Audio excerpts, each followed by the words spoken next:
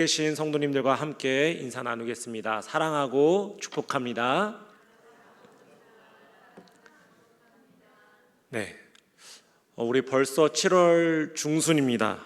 조금 있으면 이제 여름의 절정을 향해서 우리 8월 달을 향해서 달려가고 있는데요.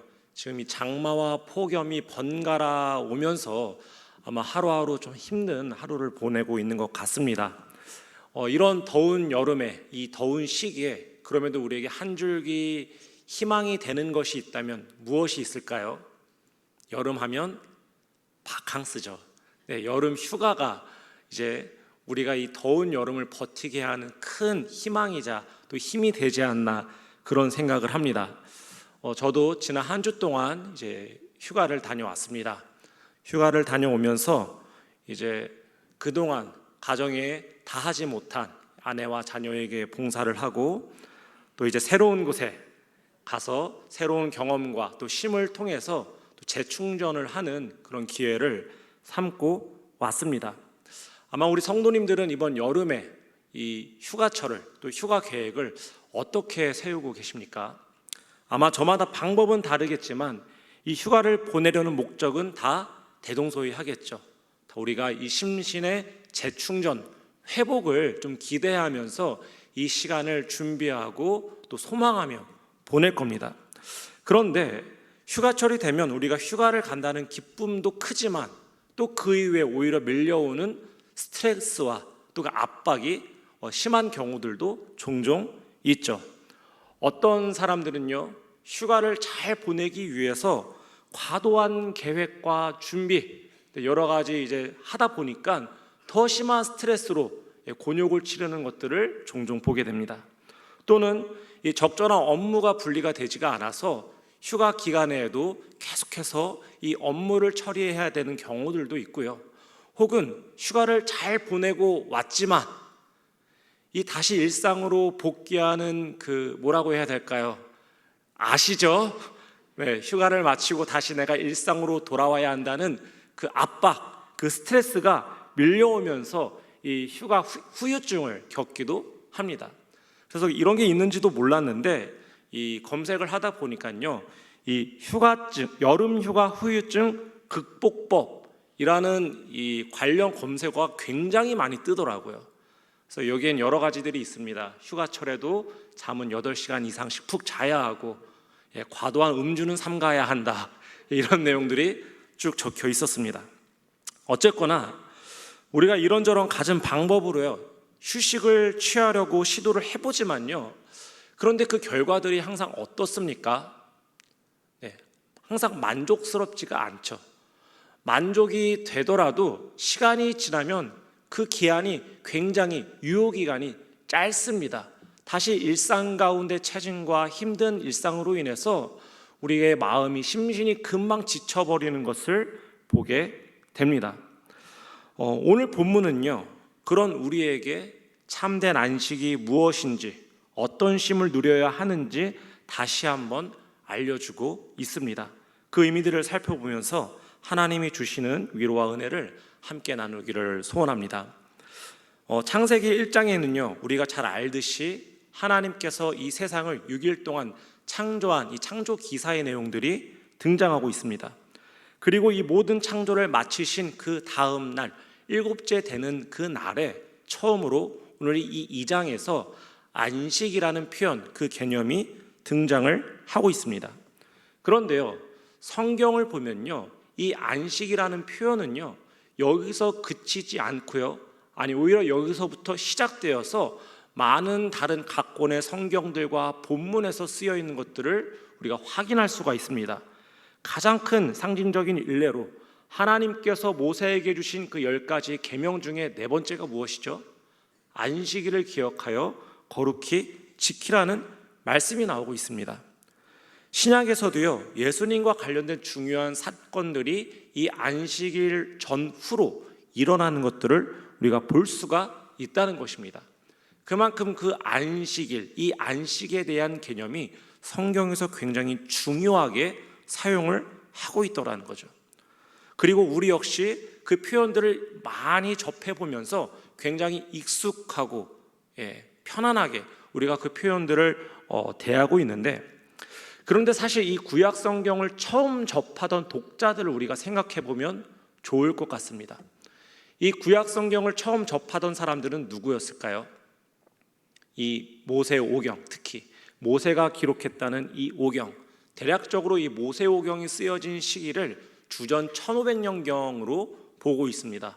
모세가 출애굽을 하고 난 이후에, 그리고 그가 사망하기 직전에 그 사이에 이 오경의 각 권들이 쓰여졌다고 보고 있는데요.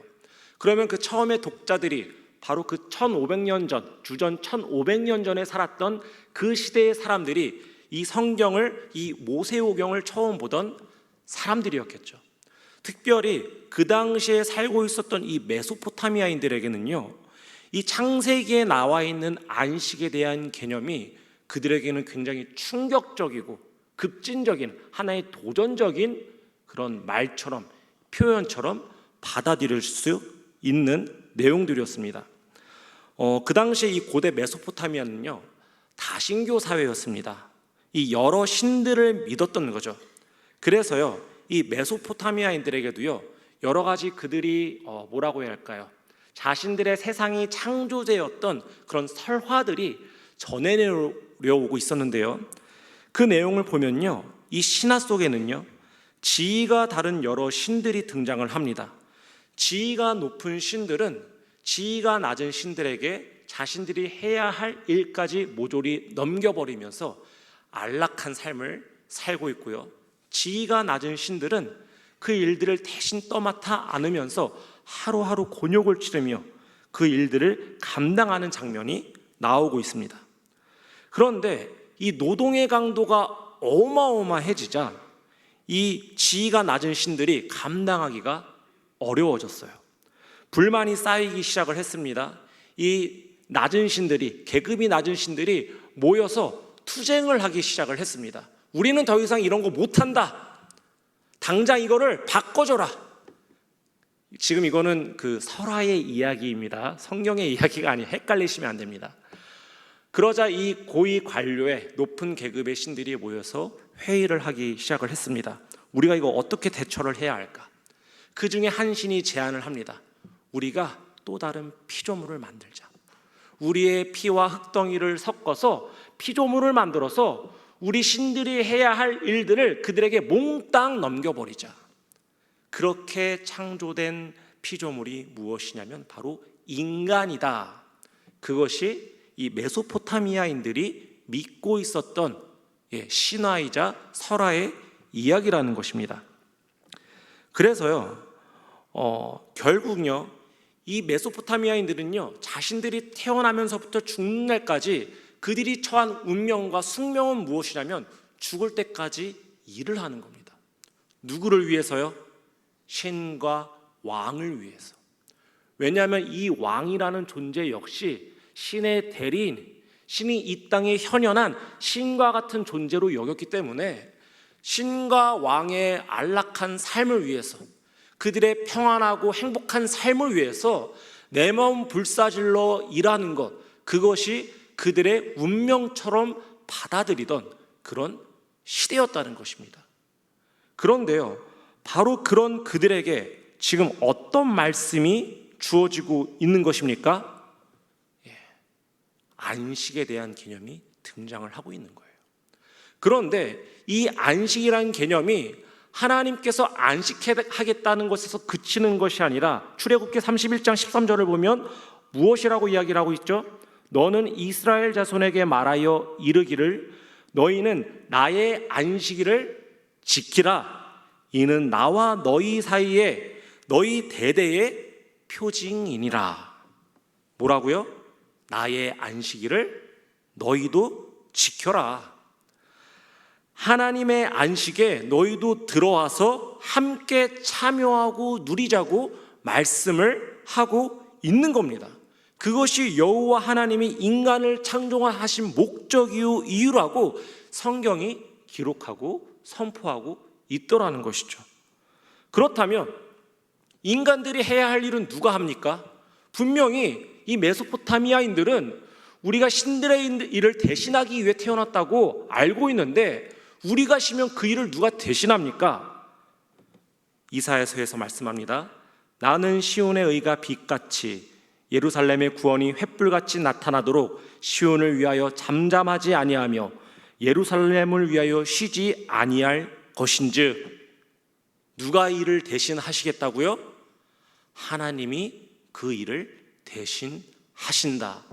그것이 바로 우리 성경이 선포하는 말씀이었다는 것입니다. 사랑하는 성도 여러분, 바로 우리 하나님은, 우리 여호와 하나님은 그런 분이라는 것입니다. 우리 인간의 안식을 위해서, 자신의 안식에 참여토록 하시기 위하여서 우리가 해야 할 일들을 대신하면서 우리를 진정한 쉼과 안식의 자리로 초대하시는 분이 바로 하나님 아버지라는 것입니다. 그런데요, 참 요즘 우리가 살아가는 이 시대를 보고 살아가는 사람들을 보면요, 마치 고대 메소포타미아인들처럼 살아가고 있는 것처럼 보입니다. 우리가 일을 쉴 새 없이 하죠.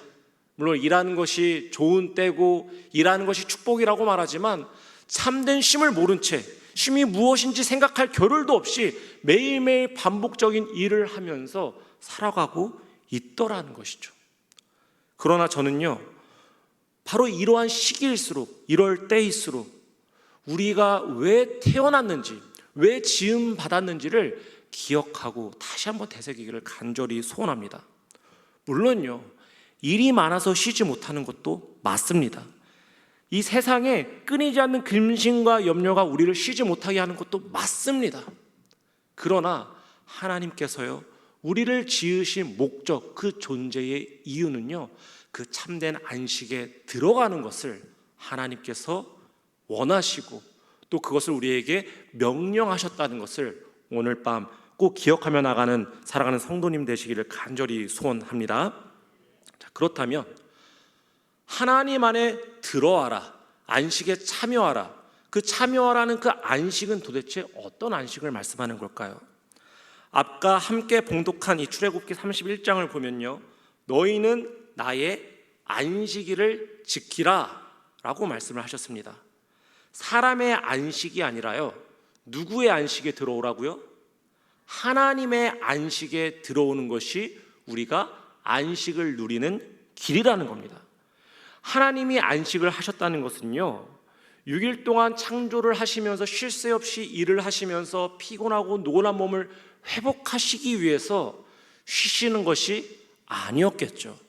전지전능하신 분이, 불변하시는 분이 어떻게 피곤함이 있으시겠습니까? 우리와는 다른 것입니다. 하나님께서 안식을 취하셨다는 것은요, 자신께서 완성하신 이 창조의 결과들을 음미하고 감상하고 만끽한다는 의미를 가지고 있는 겁니다. 우리가 하나님의 안식에 참여한다는 것도요, 같은 맥락입니다. 하나님께서 보시기에 좋았더라 하는, 하나님이 창조한 그 세상을 기뻐하고 만족하셨던 것을 기억하라는 것입니다. 태초에 하나님께서 이 우주 만물을 창조하시면서 기뻐하시고 즐거워하시고 흡족해 하셨던 그 하나님을 기억하며 그 마음을 잊지 말라는 것이죠. 그런데 성도 여러분, 이 맥락을, 이 말씀을 들으시면서 공감이 되시나요? 사실 전 잘 공감이 되지가 않았습니다. 왜냐하면요, 그 하나님께서 말씀하시는 보시기에 좋았더라 하는 그 태초에 아름다웠던 세상은 사실 제가 한 번도 경험해보지 못한 세상이기 때문입니다. 지금 내가 살아가고 있는 이 땅은, 이 세상은, 땅을 디딛고 살아가고 있는 세상은 죄로 얼룩지고 타락한 세상 위에서 당장 이래도 밥 벌어먹기 어렵고 힘든, 그리고 누군가와 계속해서 경쟁을 해야 하고 수시로 일어나는 이 재난과 사고와 범죄로부터 늘 긴장하고 초조하면서 살아야 하는 것이 오늘날 우리의 인생인데, 이 정신 차리고 살기도 버거운 이런 때 왜 우리가 하나님의 창조의 때를 기억하라고 하실까? 그런 생각이 들더라는 거죠. 또 그렇게 하지 않으면 출애굽기에 보니까 그 생명이 끊어질 것이다.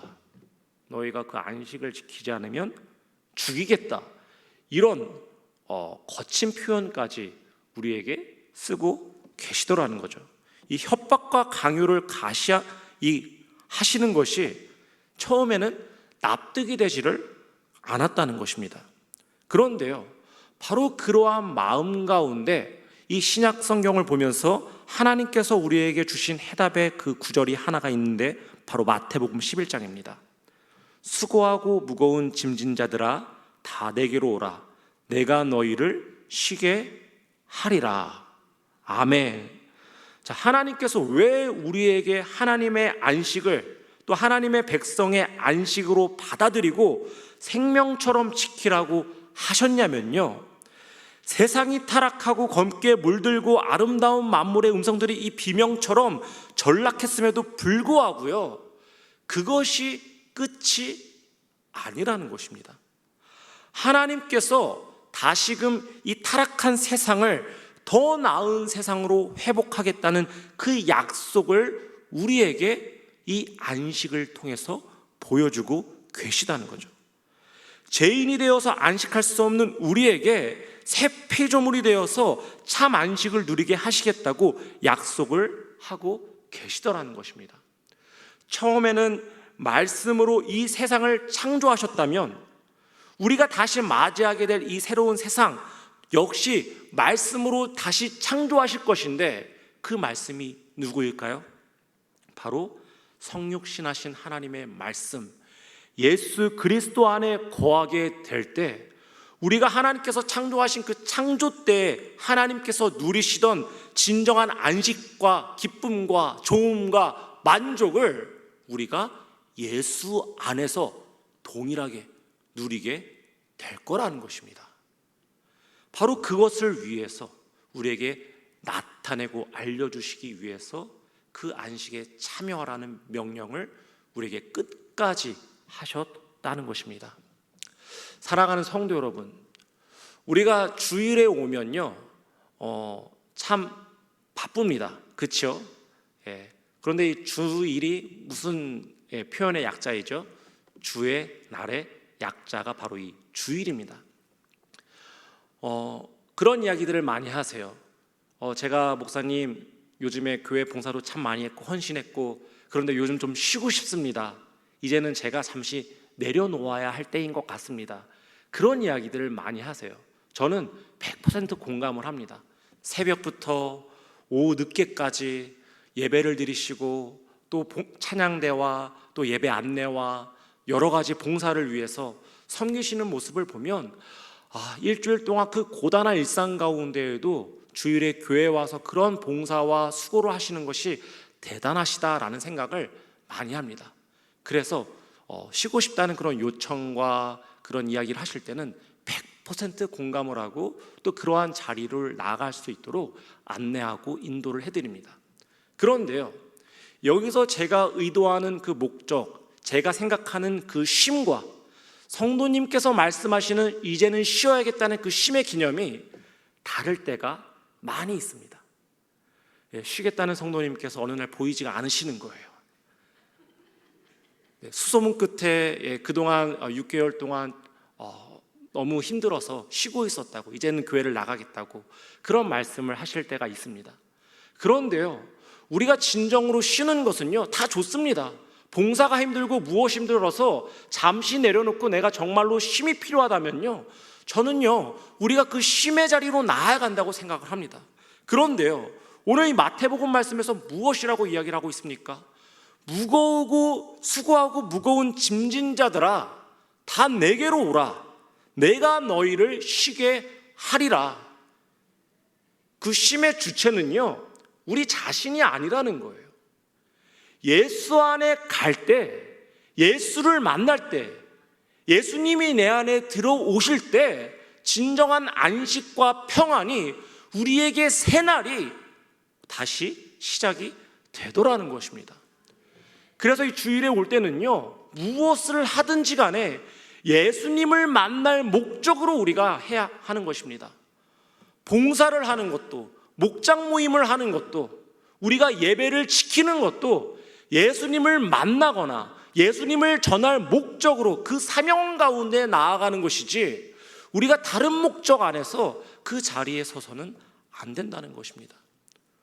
우리 안에 진정으로 예수가 살아계실 때, 그리고 우리가 예수 안에 거할 때요, 우리의 몸이 피곤할지라도요, 진정한 안식과 평안을 하나님께서 주실 줄을 믿습니다.